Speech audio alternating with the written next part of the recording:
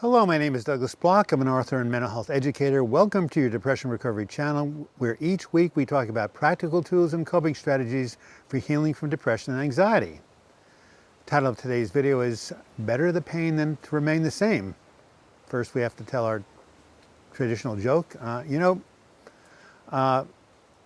Being a waiter is a hard job, but it sure puts food on the table. Well, we come to you today, September 7th, 2022, 2 days after Labor Day, from my backyard here in Portland, Oregon, inspired by Noah Thomas, who filmed the last two videos here with me, with my wife Joan's beautiful roses behind me. Interesting, I said September 7th because it was 26 years ago today that I underwent my first hospitalization at St. Vincent's here in Portland when I was having a major nervous collapse. And the title of the video is Better the Pain Than to Remain the Same. How interesting that I chose to do this on the anniversary, unconsciously. So, although I've never had a problem myself with alcohol abuse, shortly after I moved to Portland in my 30s, I was working at a corporate job, and one of my fellow coworkers invited me during lunch to go to an AA meeting with him. I'd heard of Alcoholics Anonymous. I'd heard it was kind of a cool thing, but I'd never been to a meeting, so I said, sure. One of the things I knew about AA was their famous aphorisms or sayings, one day at a time, let go and let God, easy does it.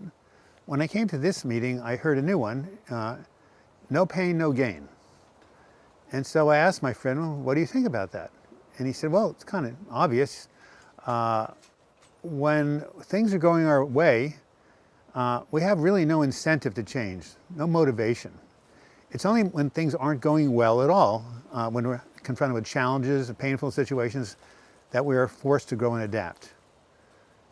I thought about that. It didn't really make sense to me at the time. Of course, it did make sense, obviously, but it really made sense many, many years later. Actually, about 14, 15 years later, when I'd gone through not one, not two, not three, but 4 depressive episodes. And during each of these episodes, major depressive episodes, suicidal ideation, I was in a life and death situation, and I had to grow, I had to adapt, I had to come up with ways of surviving in order to make it through it. So by the time the end of, beginning of 97 came, I'd been through my last episode, and I had developed a series of coping strategies and skills like we teach today, and I was ready to go out into the world and share them. First with my memoir, When Going Through Hell Don't Stop, then with my website, Healing from Depression, then with this YouTube channel, which we started in 2012, and then with my new website, Overcoming Suicidal Pain. And, looking back, I can see that during this period, there was a gift in the pain. There was a ministry in the pain. My mess became my message, so to speak.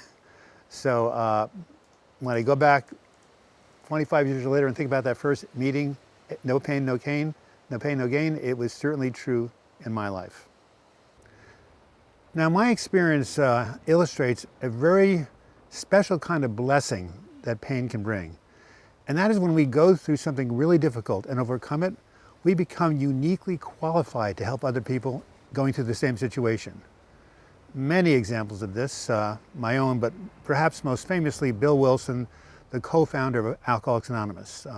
A man who is a brilliant individual, stockbroker, much promise to his life, but he was a hopeless drunk. And we learn, in studying alcoholism, it leads to 3 things: death, jails, or institutions. So he was on his way down when he met another hopeless alcoholic, Bob Smith, a doctor in Akron, Ohio, and they found something really special. When they came together one evening and just told each other what they were going through and just kept each other company, they didn't drink. And so they eventually took the principles they had learned in their sobriety and founded Alcoholics Anonymous, a institution of fellow sufferers. Many people have called it the greatest social movement of the 20th century. And that movement has spread. We're now in the 21st century. It has touched tens of millions of people around the world and continues to do so. So out of this person's suffering, almost cost him his life, he learned to help other people in the same situation, and look what came of it. Now, often when we go through a painful experience, and we're in the middle of it, it doesn't make sense. This is because we're in the middle of it and we can't see the bigger picture. So oftentimes I will say a prayer like, God, universe, please let this pain become my gain. let this pain become my gain. Show me the blessing in the pain. Show me how it can be used for something good. And I have, in almost every case, had that prayer answered, except I have to often wait, or mostly wait, until I'm at the other side. This is where our faith is tested, and we just have to trust and know that there is some purpose in this. Now, we haven't all, but there's a very well-known story about the well-meaning gardener. I don't know if you can see my garden back here behind the rose bushes, but he was walking through his garden. He saw a butterfly in a cocoon struggling to get out, and he said, well, you know, that seems like a bummer. So he took a shears and he cut through the cocoon, making it very easy for the butterfly to escape. When he came back, he found that its wings were shriveled and it couldn't fly. And what he realized was that in order for that butterfly to fly, it needed to go through that period of struggle and adversity and overcome that difficulty. And we are like that butterfly. We are designed like that butterfly. Oftentimes, we need struggle and adversity to fulfill our greatest potential and our transformation. I'd like to close with a quotation from one of my all-time favorite people, Helen Keller. We all know who she is. She became blind and deaf at 19 months, just a tiny little baby from scarlet fever.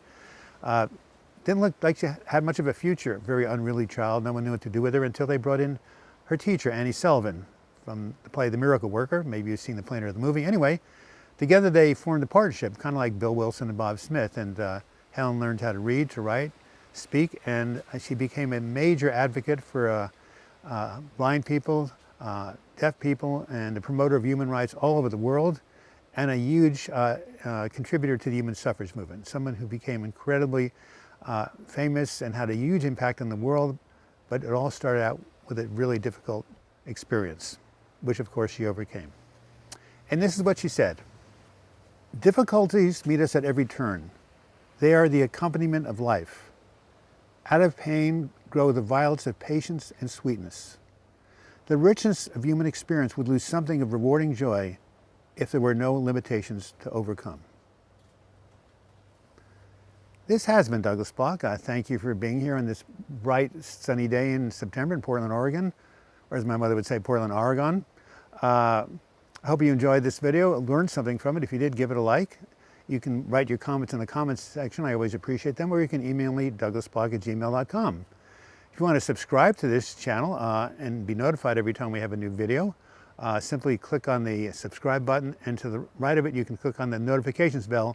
You'll also hear about when we do a new live chat, which is every Sunday at noon.